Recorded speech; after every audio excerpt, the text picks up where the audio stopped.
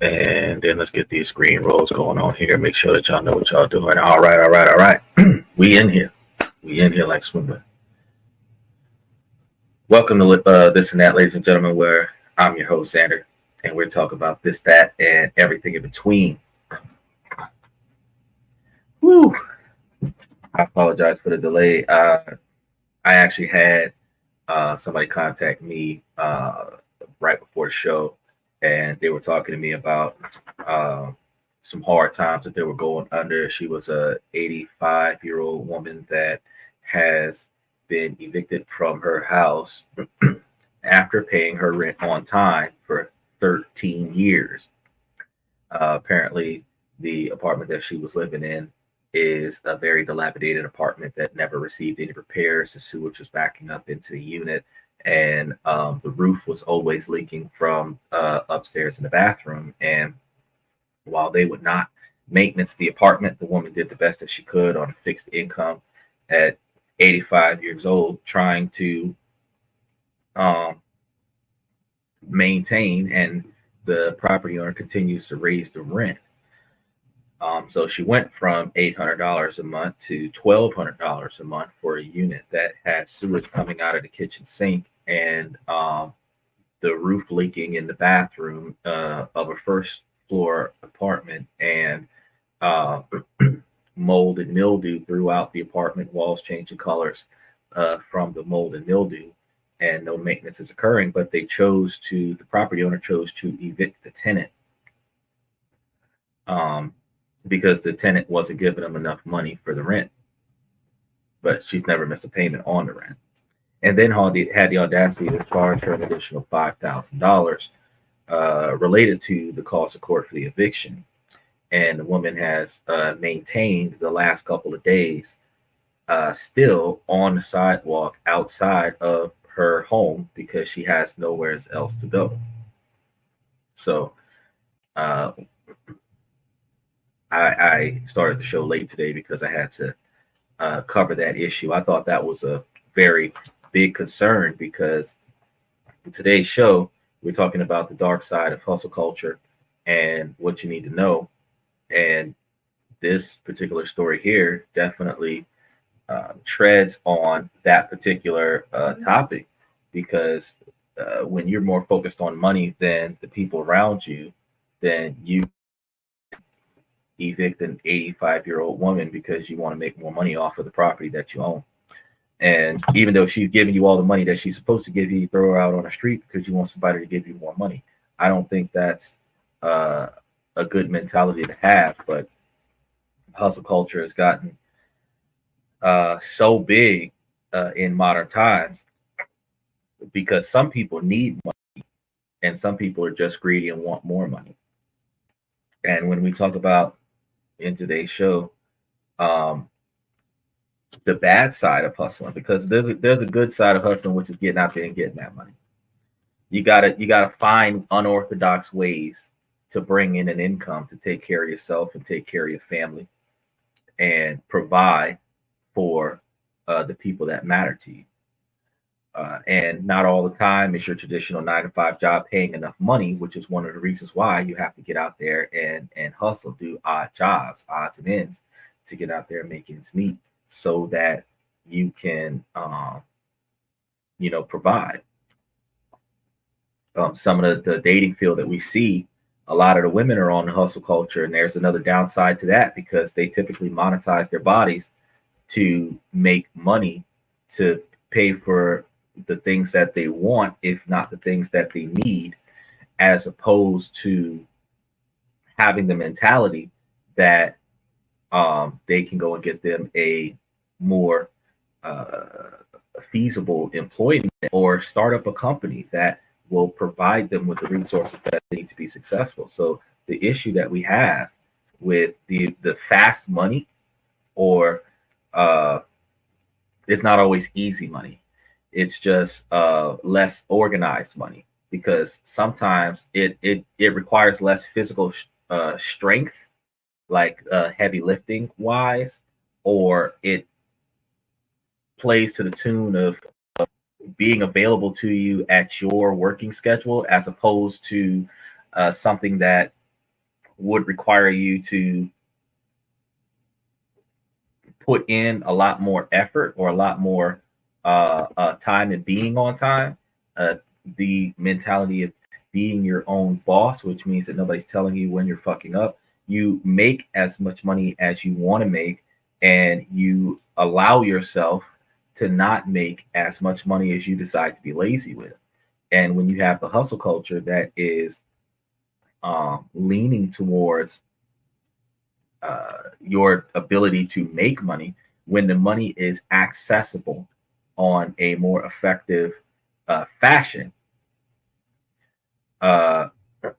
we come to find out that people are chasing that action more often. And that's one of the reasons why monetizing a person for a quick buck becomes a thing. So adult freelance workers, exotic dancers, stuff to that effect become a thing, because while you will probably dance in provocative ways for self-entertainment, if somebody's going to pay you to do that, you're like, sure, why not? Because I'm going to get paid for it anyway, you know, or I would have done it anyway, is the mentality. Now, hustle culture is not always a good thing.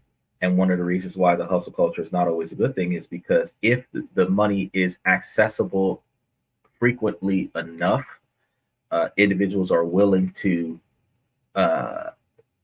dispel their values and their morals and their ethics to make that easy or quick buck.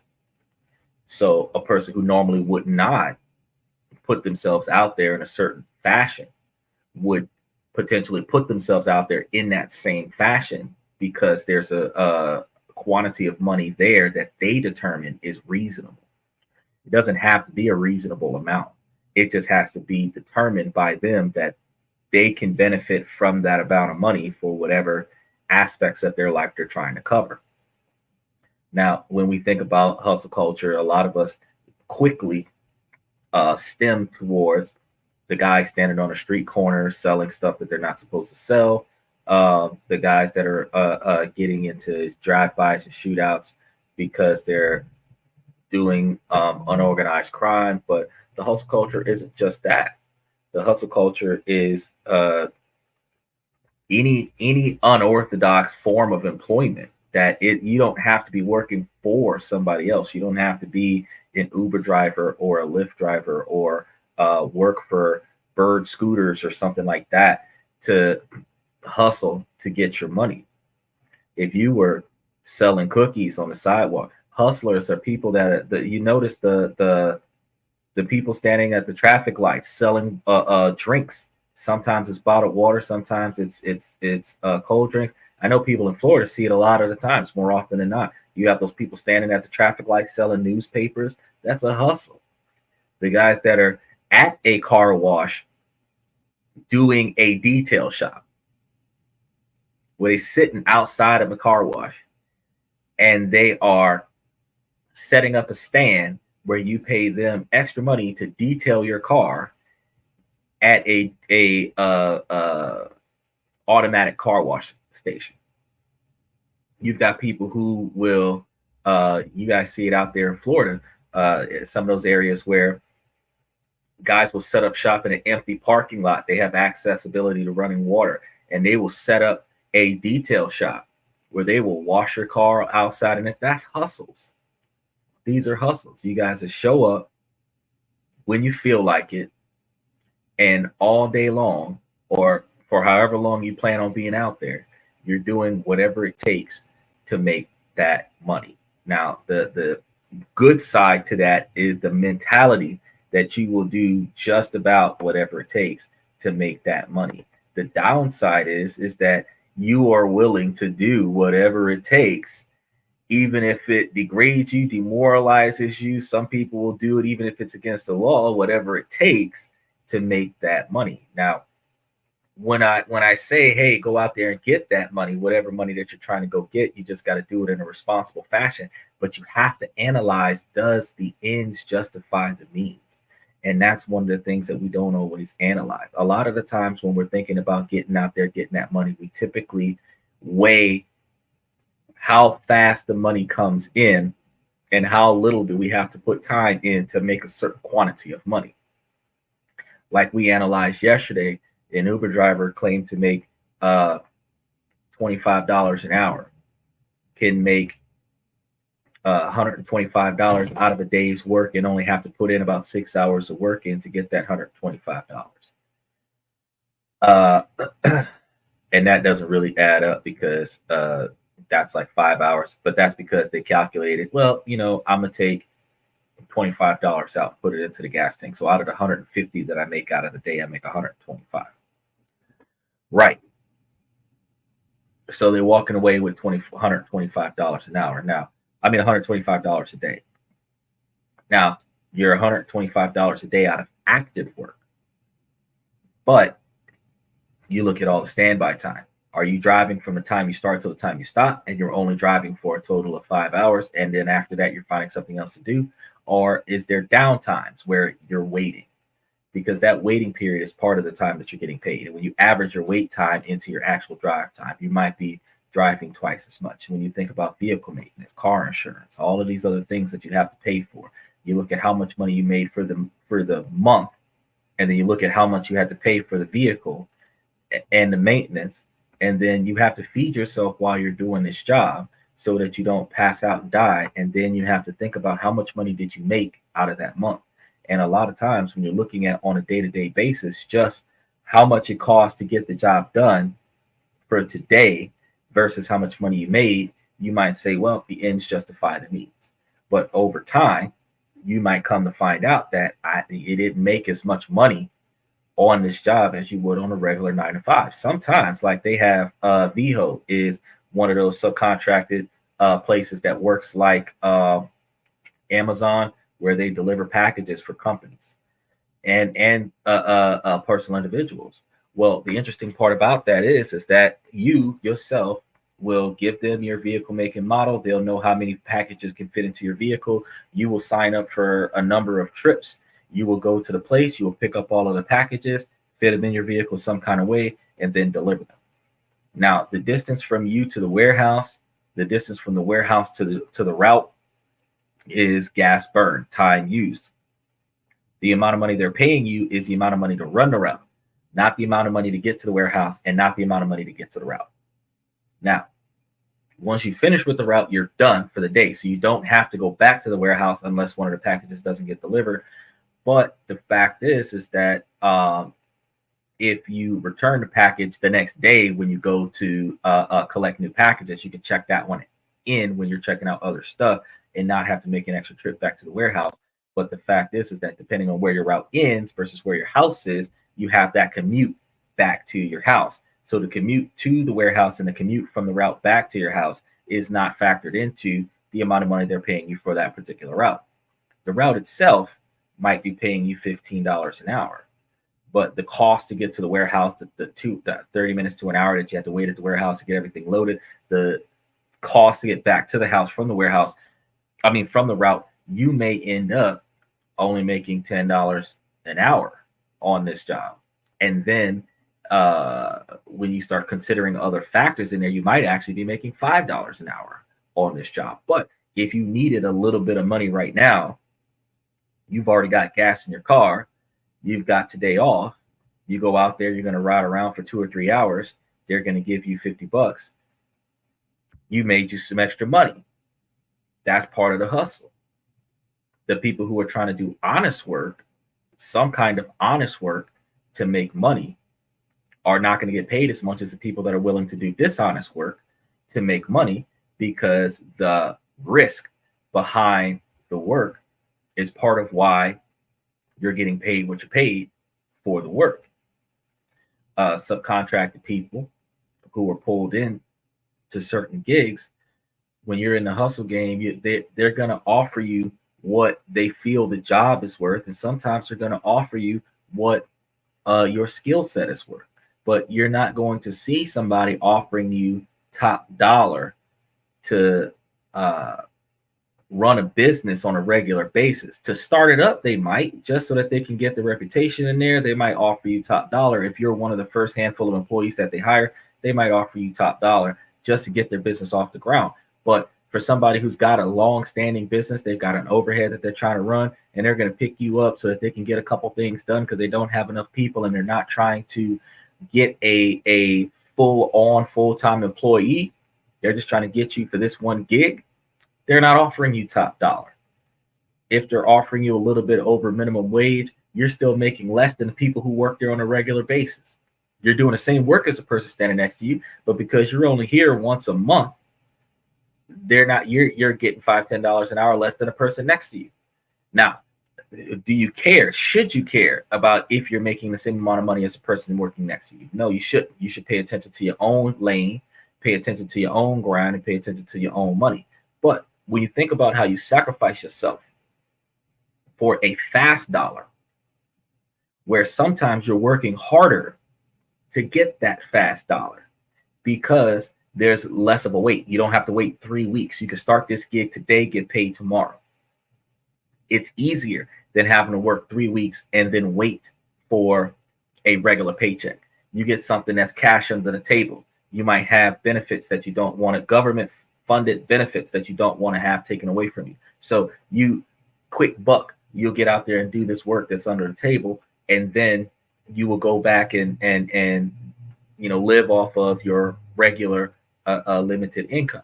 You've got other people that have unexpected obligations that require you to sacrifice yourself and earn a large quantity of money in a short period of time. So now you're out there doing extra work part-time in a bunch of other places to bring in that extra money. All of this leads you to issues that most people don't pay attention to, because while the hustle game is a good way to make a limitless quantity of money depending on the saturation of the market and the demand versus the accessibility of the supply, you also have to take into consideration that you still have this problem where you have to invest in the hustle, not just show up and do it. You have to invest in the hustle. To maximize your efficiency, you have to invest in the hustle. And then depending on how much you invest in the hustle versus how much you get out of the hustle determines exactly how much of the hustle will you benefit from, how much profit you're going to get out of it. And then the other thing that's going to happen is that you're monetizing every minute of every day. You are literally thinking about how much money can you get from the time you wake up until the time you go to sleep. You're not thinking about eating. You're not thinking about your loved ones. You're not thinking about a holiday time or vacation time. You start prioritizing making money over the memories in life that you're missing out on because you're out there grinding to make a buck. And then on top of that, because you're not looking at how much you're sacrificing to make that buck, you're not actually able to weigh your financial success versus your actual effort to determine if you are expelling too much effort into this particular type of hustle, to see if you can find another hustle that could potentially be a little bit more profitable for you with a lesser quantity of involvement. We come to find out that a lot of people are scammed out of their resources because of the fabrication of how awesome the hustle game can be, because some people went out there and did what they did, and they hit it big on the hustle game. They went out there, they found a niche that nobody was in or nobody was paying attention to, an underrated activity. They went in there and they invested their time into that particular niche, and then they made way more out of it than when they put into it. That doesn't happen a lot. It's like hitting a lottery.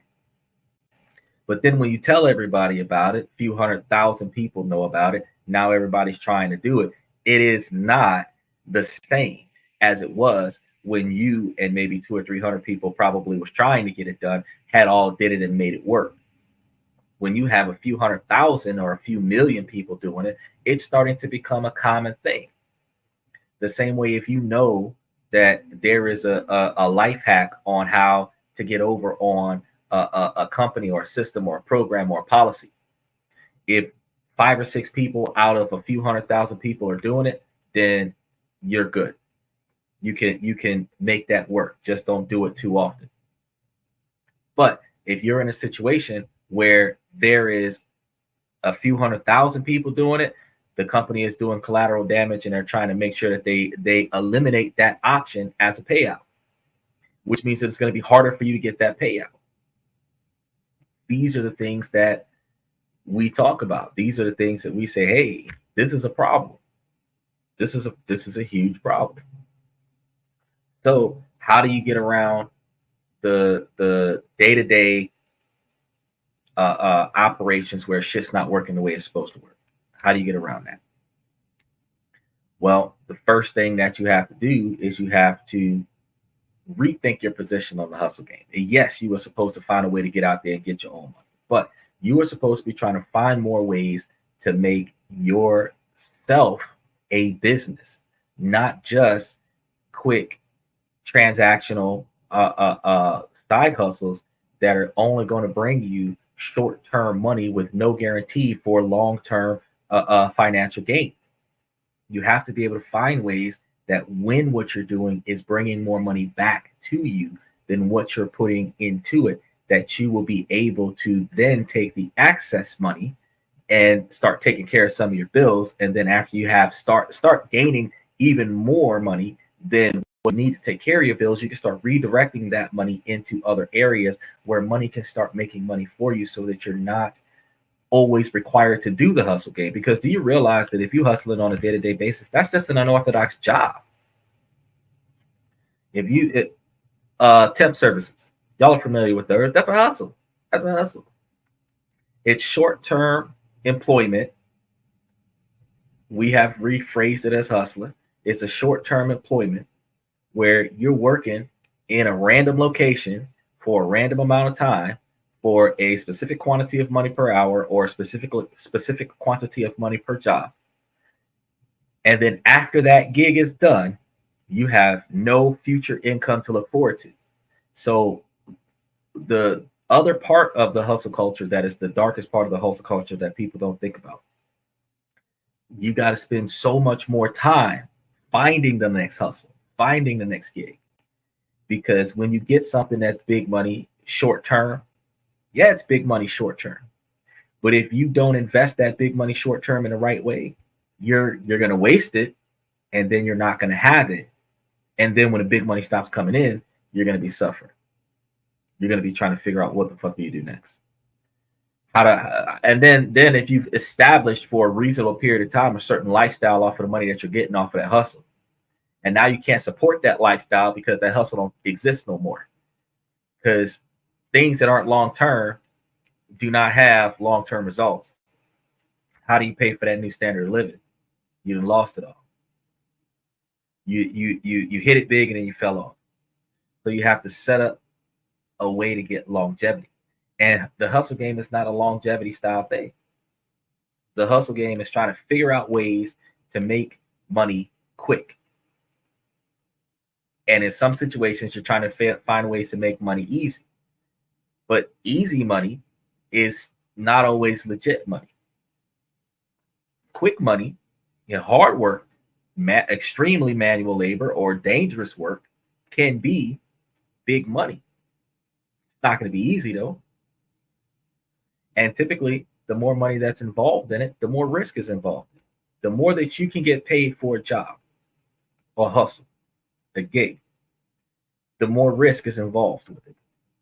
Take, for example, those electric scooters. Those things are walking bombs or rolling bombs. Electric scooters is hydrogen batteries, and hydrogen batteries are miniature explosive devices that, believe it or not, that if not properly maintenance, then properly stored, that those some bitches can explode. So you're riding around with little bombs on the back of the vehicle, dropping them off, picking them up, making a buck. You don't get blown up, you don't got a problem. But the day that one blows up on the back of your truck blows up too. You're in the truck, but you're making $15,000 a week doing that job. Hey, the odds of one of them blowing up in the back of your truck is probably 1%. You'll take the risk. But this is what we're saying to ourselves when we're getting involved with this hustle game. Whatever it is that we're trying to get ourselves involved with, whatever short-term, fast, big-pace gig that we're getting into it because there's a lot of money involved in a short period of time. But then you got to ask yourself, well, how dangerous is it? How dangerous is it? Because if it's dangerous enough, you're going to make a shit ton of money off of it till you lose a limb. You make a shit ton of money off of it till you lose your life. You make a shit ton of money off of it till you go to jail for it. They got this one thing out there now where they're talking about, oh, we'll pay you a bunch of money to just sit at your house and mail envelopes to people. That ain't no look. It's doable. It's doable. You're gonna have to have a printer. You're gonna have to print this shit out because they're not gonna mail you a bunch of stuff. You're gonna have to buy paper. You're gonna have to pay for ink cartridges. You're gonna have to buy envelopes, stamps. But they'll give you the material that you're gonna need to print. You're gonna find an address list if they don't give you an address list, and then you're gonna start mailing shit off based on however much productivity they're expecting you to do. You'll end up getting paid for it, and then you just got to mail off all of this shit to all of these different places. Now, the problem that you're going to have with that particular scenario is, guess what happens if the document that you sent to the wrong location leads to FBI, CIA, so those that you was following instructions for that money, but now you're involved in some shit that you didn't want to be involved in. Like those people that are talking about send them money to invest in trade bonds. You can send them money to invest in trade bonds, or you can get involved in your own trade bond. But if you send them money and they add your money to their situation, and then they break you off on the difference, some people do that. But the scam of the matter is that somebody's got to be held responsible for this money being transferred back and forth. Somebody that you don't know, then when the boys in blue start knocking at your door, start asking questions about you getting money from certain third-party sources, you got to explain that. Oh, I just needed some money, so I handed him some money. He gave me some money back. You know, one of the issues with laundering, it's moving money around. That's the crime. That is the crime, moving money around. So, depending on the quantity of money that you're moving and where you're moving it to, that's where you have problems. That's where you have problems. And with that, you want to be able to say, well, hold up. How do I keep from having XYZ monetary issue from negatively impacting my personal situation? Well, when you start doing collateral damage prevention, you start looking at how much you have to really invest in this particular type of hustle. You got to start thinking about how much you're paying versus how much you're making.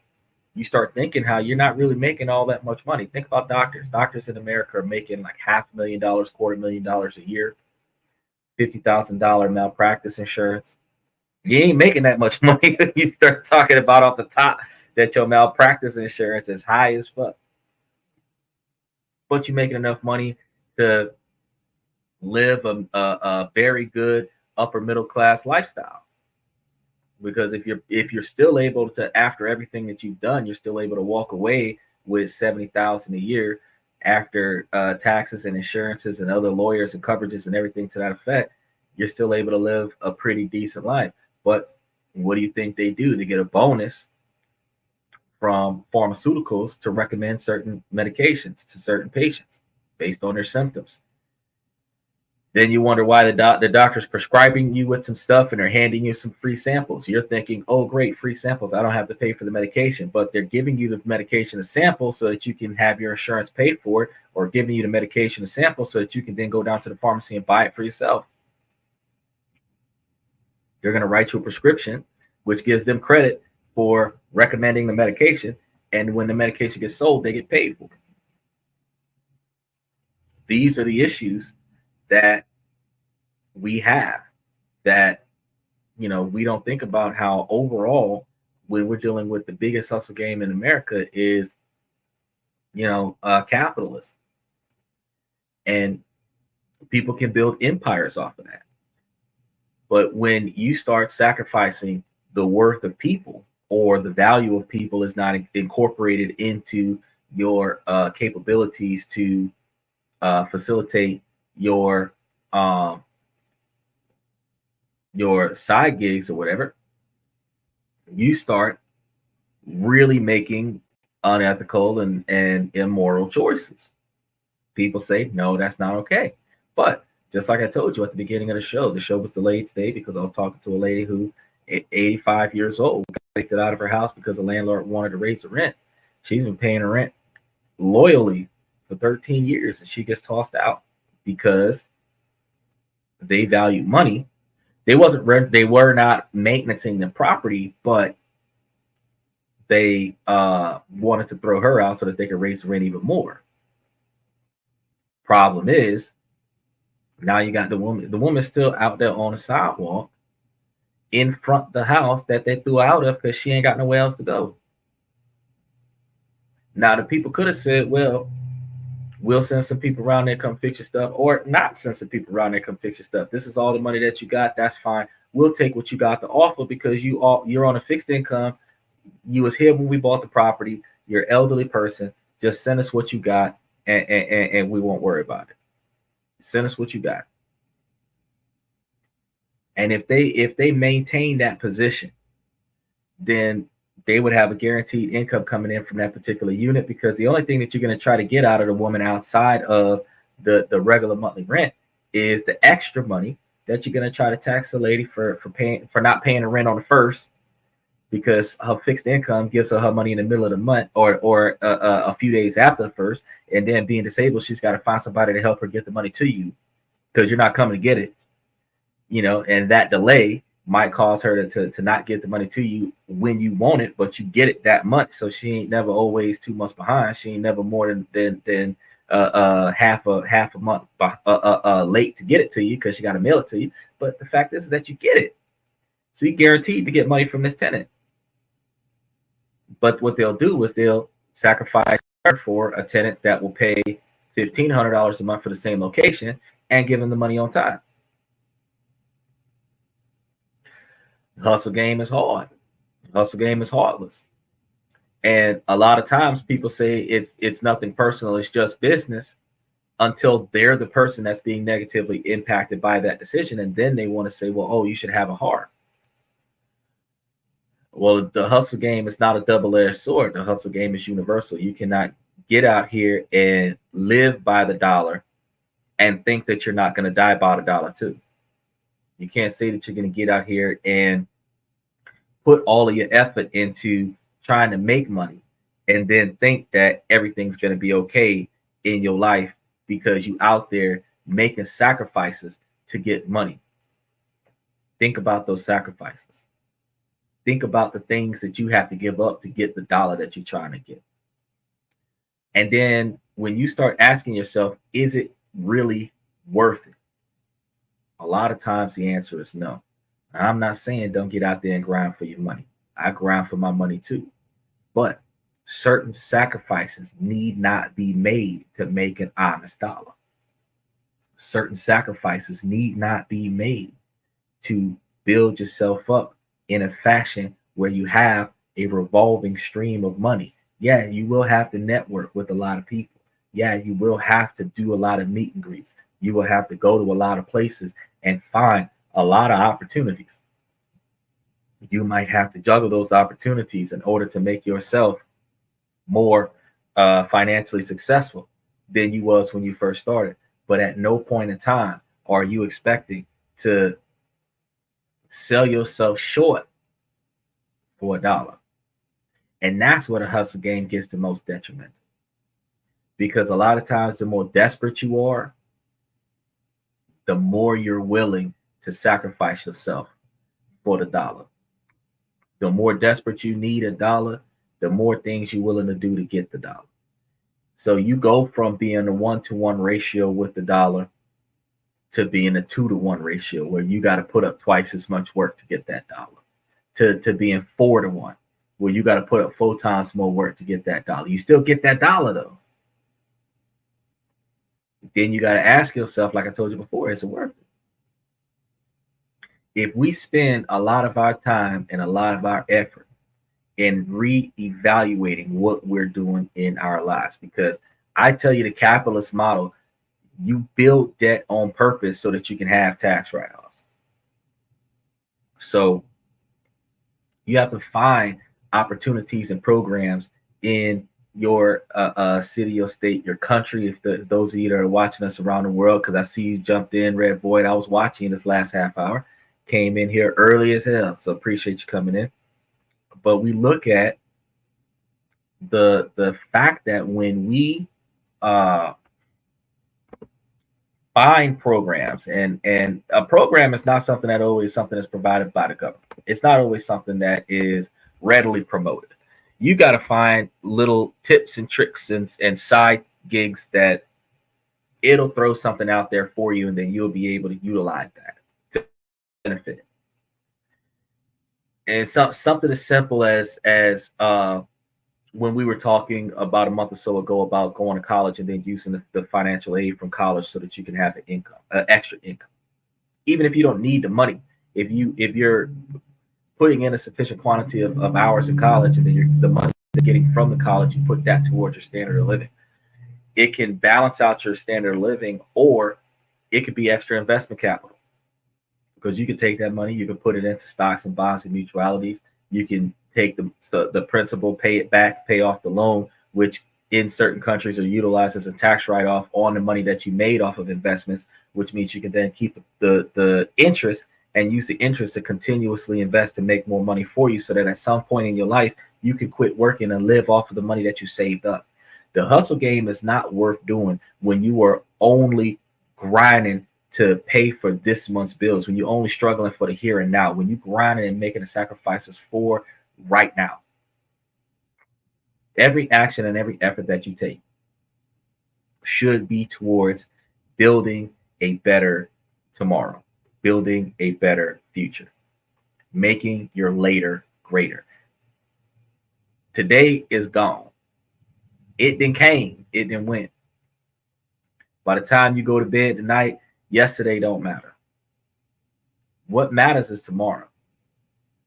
And since what matters is tomorrow, you are supposed to be figuring out what you got to do today to make tomorrow better than yesterday.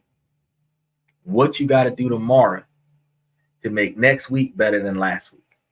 What you got to do next month to make next year better than last year. What you got to do in your future to make your present better than your past. That is what you have to be analyzing. And if you're analyzing that, well, if I put this many hours in today, I'll make this much money today. I'll be able to pay this many bills tomorrow. That's it. But tomorrow, I got to go out and do the same thing so that I can pay this many more bills the next day. You are just working on the here and now. Well, if I put in this many hours this week, my paycheck is going to be this amount. I'll be able to pay for this many bills this month. But you still got to go back to work next week so that you can make some more money so that you can pay for some more bills. If you are not putting in the mindset to reevaluate your hustle, reevaluate your grind, reevaluate your 9 to 5, and find ways. There are alternatives everywhere. And I mean,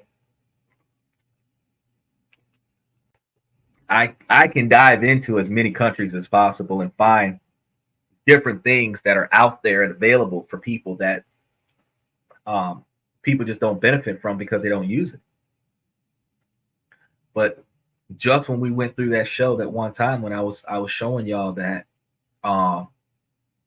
26 different countries offering incentives for foreigners to move into their country and help them with their population control.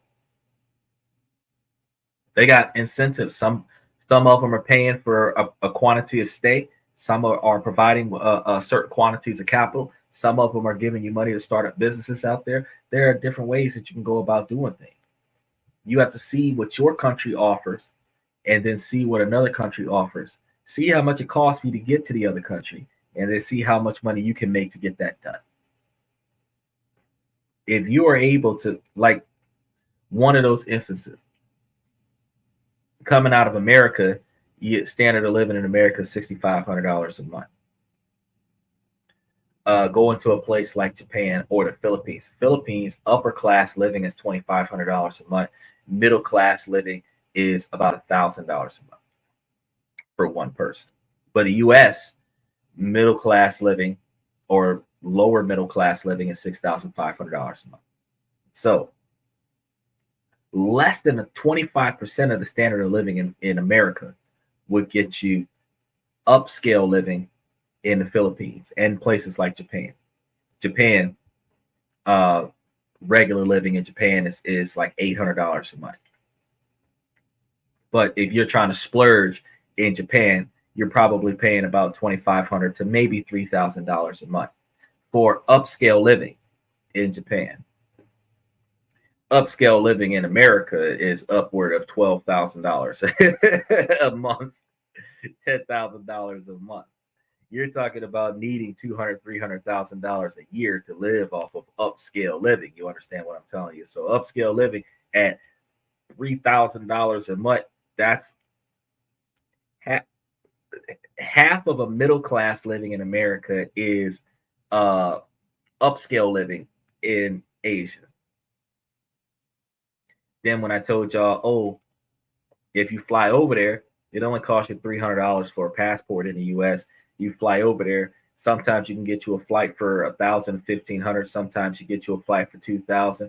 Sometimes you can upgrade and get you a first class flight for $2,500. Fly over there, depending on where you're flying from. And you get there.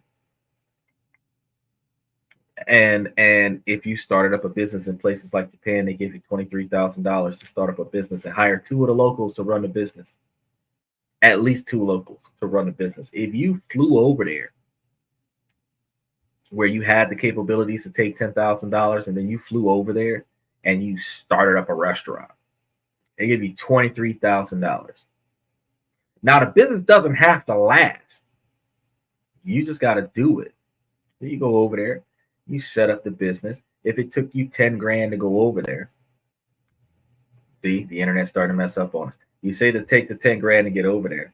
And then once you get there, you set up the business. They give you the 23 grand. Out of the 23 grand, the 10 grand that you brought over there, you're bringing back. You actually can use that money to either build up the business, pay for the employees for the first 2 years that the employees are working for you so that the business has stable income before you actually have to start taking money out of the budget and start paying the workers. Or you could take that money and walk and let the business either sink or swim. You go over there and start to a small restaurant, hire a couple people around the way. You put $5,000 or $6,000 aside for their payroll. You took back the money that you spent to get out there. You just made you 12 grand to go out there and fail. And if you failed, you just made 12. You flew across the world to make 12 grand. That is not the type of hustle I would try to encourage you to do. But I'm just saying, the fact is that there's more offered for you to get out there and make it happen than what you have to actually spend in making it happen. You don't need to spend $23,000 to start up a business over there, because you can buy a piece of property for $50 US. You can renovate that property for less than $50,000. Well, you can renovate that property for less than $10,000. So you can really go over there and buy a property and renovate it for $5,000 to $10,000. You can live there for $5,000, and that's like 3/4 of the year, because it takes like $8,000 to live there, and you still have $23,000 they gave you. So you would get reimbursed everything that you put into that, and you still have money left over, and then you can walk away. Or you can establish a really good business that actually functions, and you can start drawing back a residual income. The effort that you put into that particular type of success, you're just going there with some startup money with a guarantee to gain, because you're gonna break even on this business, or you're gonna tank the business, but you're still walking away with the 23 grand they gave you, because they did not say that the business has to exist for a number of years. They said that you have to create it and hire 2 people. So you create it, you hire 2 people. The 2 months that they're employed there at that business, whatever that business is, You get the $23,000. You got reimbursed for everything that you just did, and you have money left over. The hustle culture requires you to find ways to get in there. The hustle culture requires you to find ways to get your money back. It don't matter how much money somebody else makes off of what you did. What matters is how much money that you're able to make off of what you did and how much effort you had to put into it.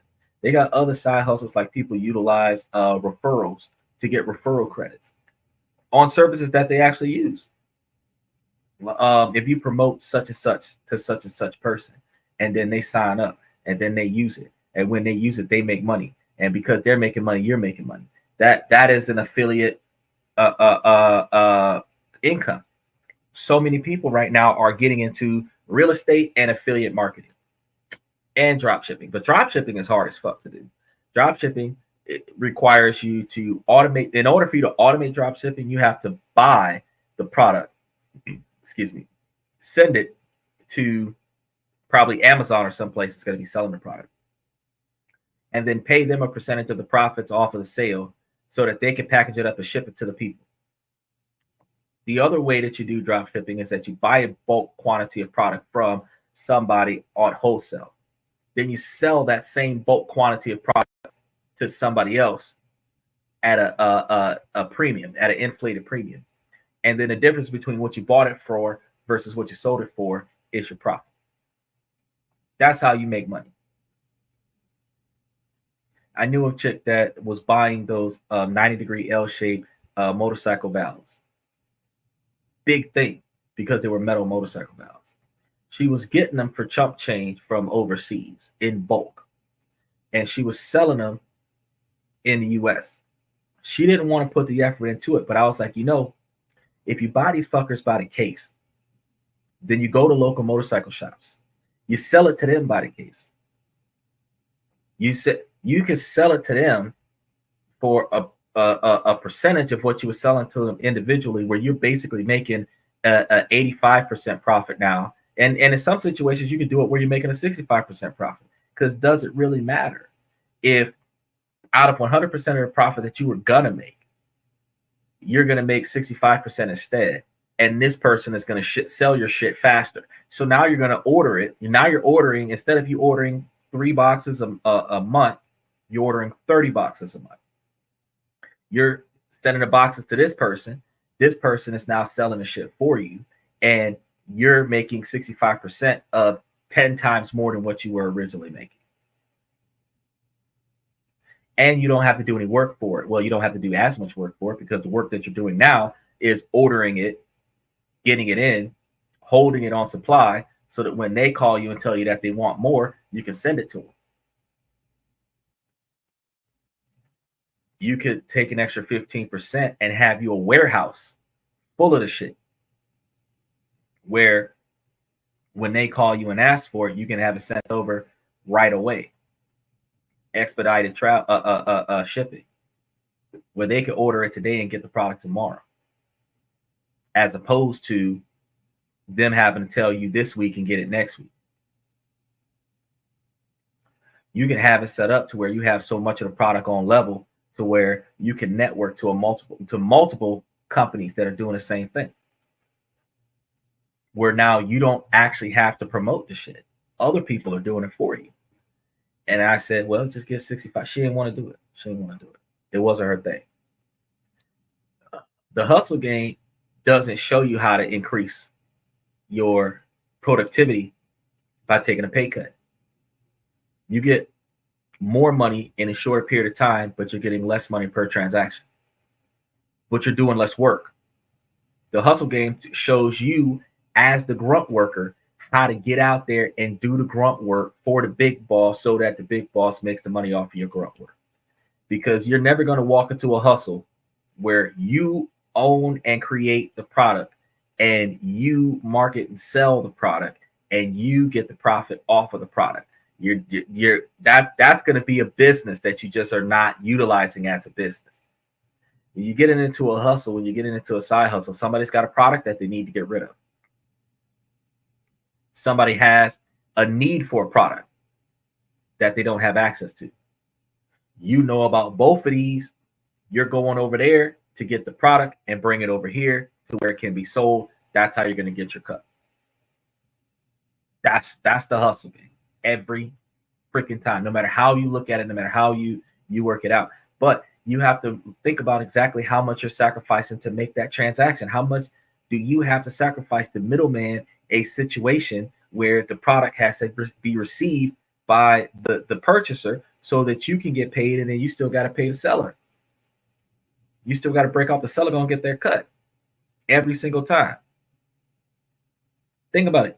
Even what we're doing right now with the podcast. The podcast is a hustle.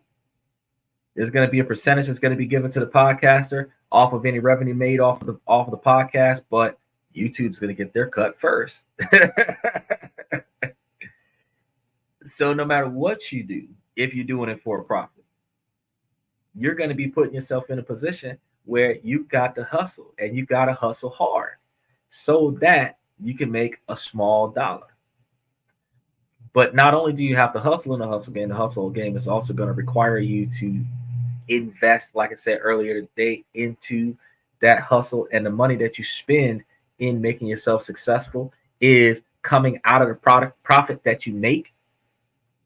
So if you are buying a bunch of product, if you are putting a lot of money into whatever it is that you're trying to accomplish, and then you think about how much money you spent to get the money that you made, if you're not making a lot of money, it ain't worth it. They got this company that it's a sticker thing where they give you ads that they put on the back of your car. They put a sticker on the back of your car. It's a supposed to be passive income side hustle. They got the sticker on the back of your car. They charge you $10 a month for it. They give you $11 to $15 a month as a payment, and then they give you discounts and coupons that you can spend at other places. But you got to spend money to realize the reward. So what they did was they made a network of advertising. They get paid off of your vehicle advertising their product. You get reimbursed because you paid them to advertise their product on your vehicle. Then they give you a bunch of coupons to a bunch of places where you can go to these places and spend less money at their restaurants. How much money did you actually make off that? You can't fill your gas tank with that hustle. But they'll lead you to believe that it's worth a lot of money. You gotta look at the ins and outs of how dark the hustle game can get, because the hustle game is not always going to be in your best interest. You might find, I know a lot of people get out there and they gamble. Some places are illegal, but the places that aren't illegal, the odds are almost always in your favor. When you gamble, you get out there, you throw your money down, and you think, oh yeah, I'm gonna make X, Y, and Z. You don't know that many people that gamble for a living. They got some that do gamble. They got some that win big, but they're winning at 20% of the attempts.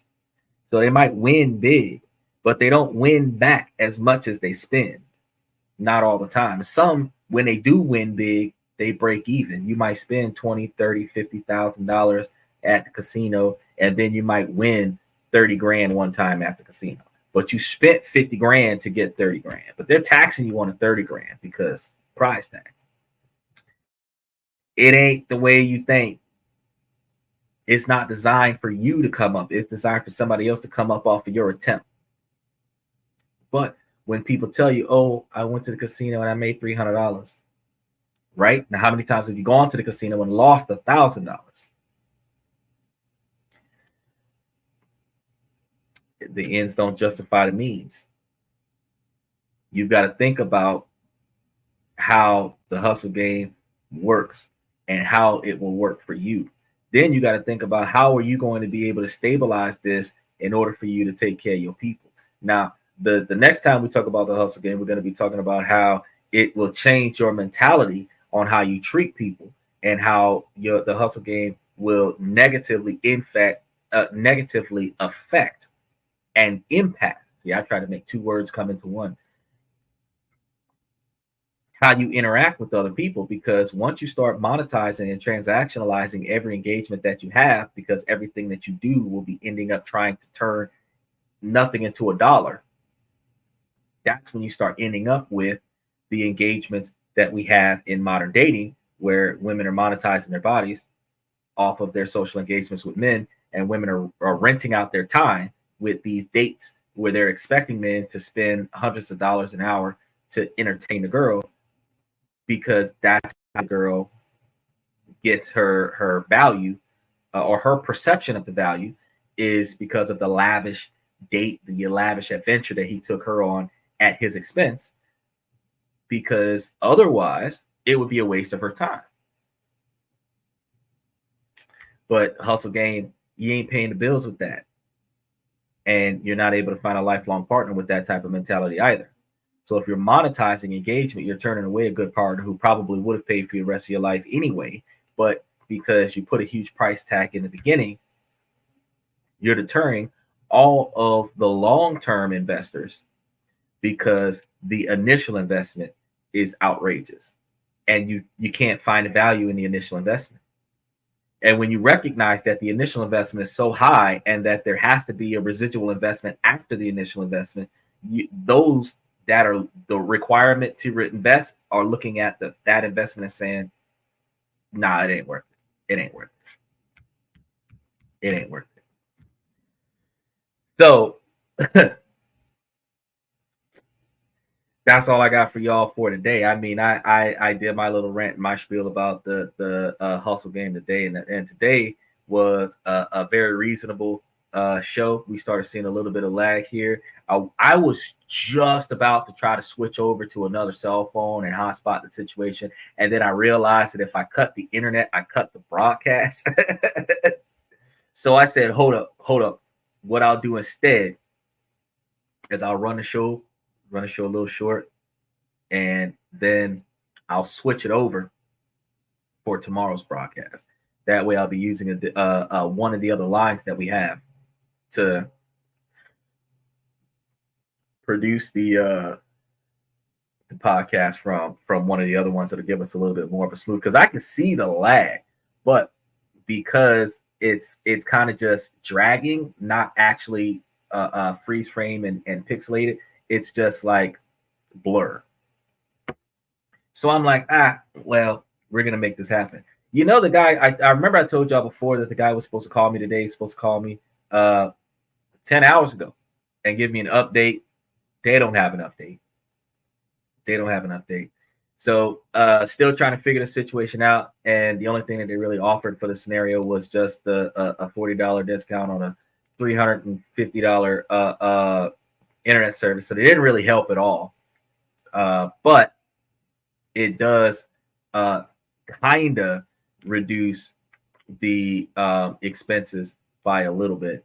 Not enough to say that it benefits the inconvenience, because I mean, for a whole month we've been kind of improvising on how the internet is supposed to work.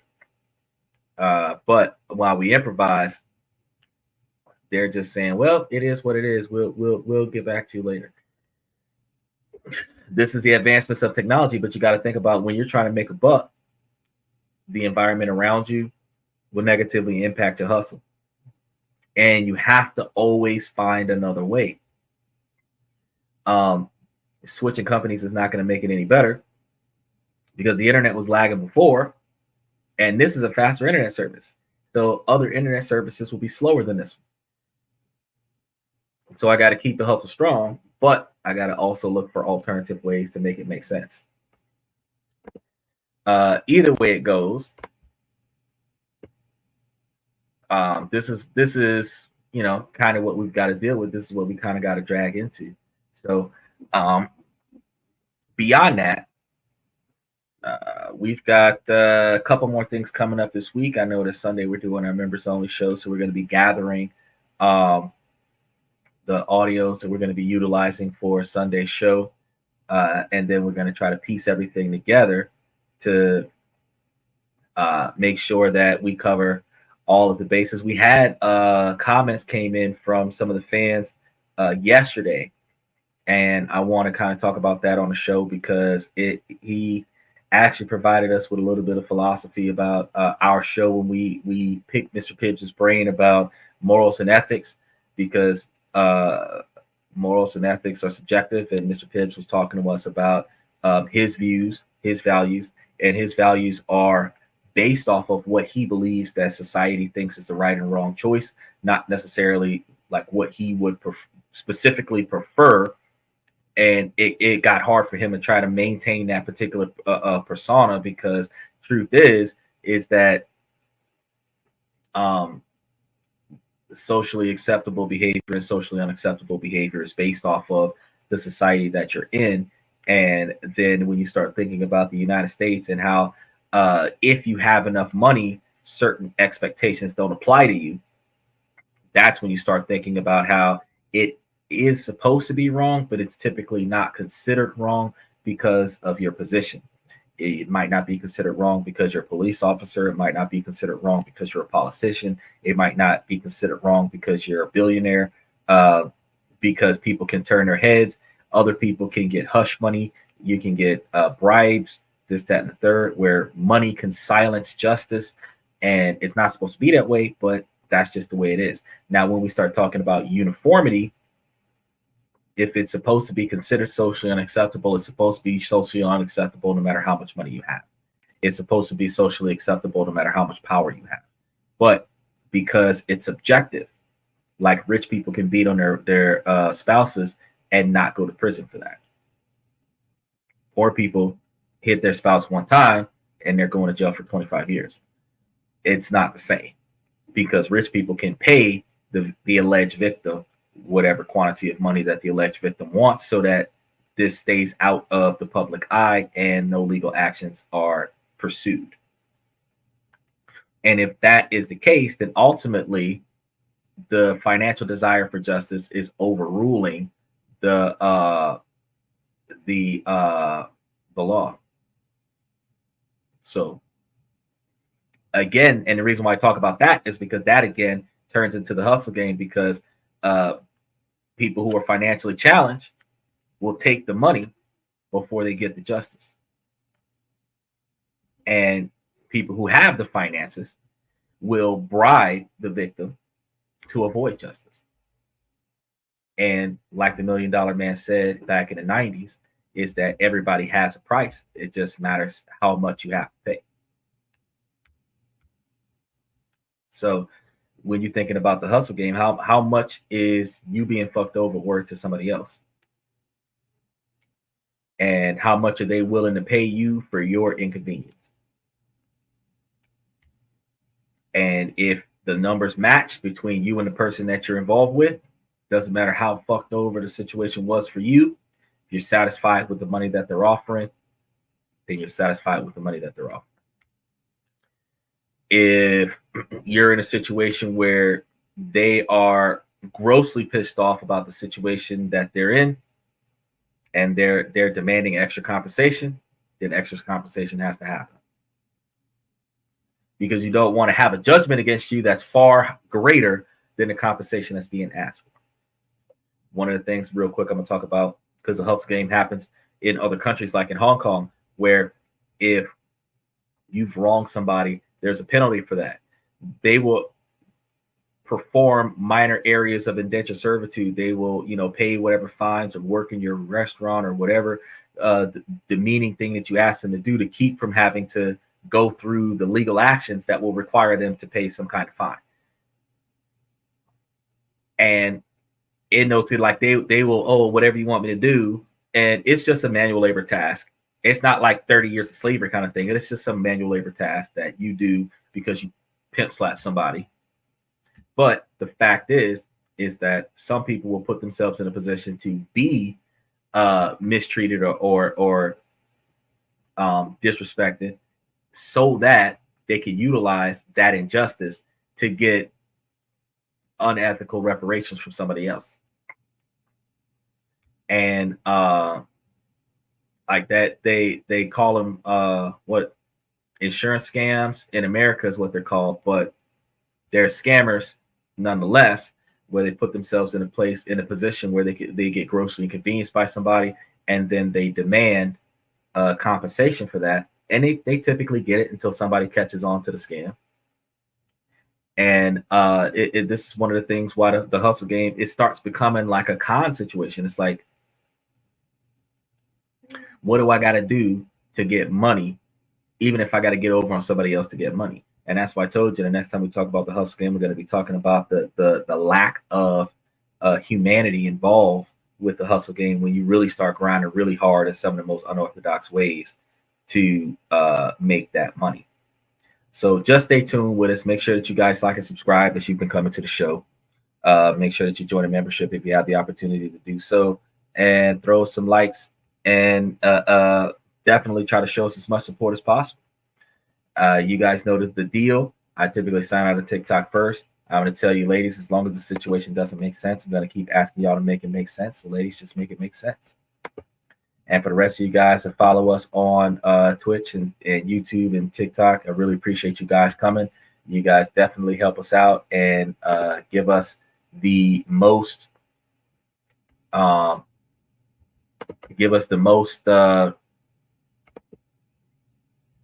that's interesting. Give us the most support that we could possibly have, and we really appreciate you guys for doing that. It's definitely a big thing for us. We really like it. We really enjoy it. So we really appreciate you guys for showing us support when you do show us support. So let's go. It looks like they weren't utilizing what they were supposed to be utilizing. We're going to have to try Madden next time around. Either way it goes, like I said before, we really appreciate you guys coming. And we are going to take time to see you guys tomorrow. Make sure that you guys show up. We're typically here 9 Eastern, 8 Central, 5 Pacific. Sometimes it's a few minutes late because we're still dealing with this internet situation, but we're going to try to get it under control before the end of next week if we can. The modem is supposed to be here by Monday or Tuesday, so we should have a more effective modem by Tuesday. And if we don't, then they're going to be sending us a different model come Wednesday or Thursday, which means we're probably not going to get that till probably Friday. So some kind of way we're going to have an effective product that is going to provide us with high-speed internet service where we'll be able to utilize that 5G network, where we're gonna have faster upload speeds. So up until that, we're gonna be on a struggle, and while we're on a struggle, we're running shorter shows than what we used to run. We used to run 2 and 3 hour shows or at least Monday, Tuesdays, and Wednesdays, and sometimes Thursdays and Fridays. But trying my best not to lose the broadcast. So in the middle of the broadcast, so kind of got to tap out every now and again a little bit early in comparison to what I would prefer. But we're maintaining our ability to run live 7 nights a week, and gotta keep that hustle strong. Like I said, the downside to the hustle. I told you that there's a dark side to the hustle culture.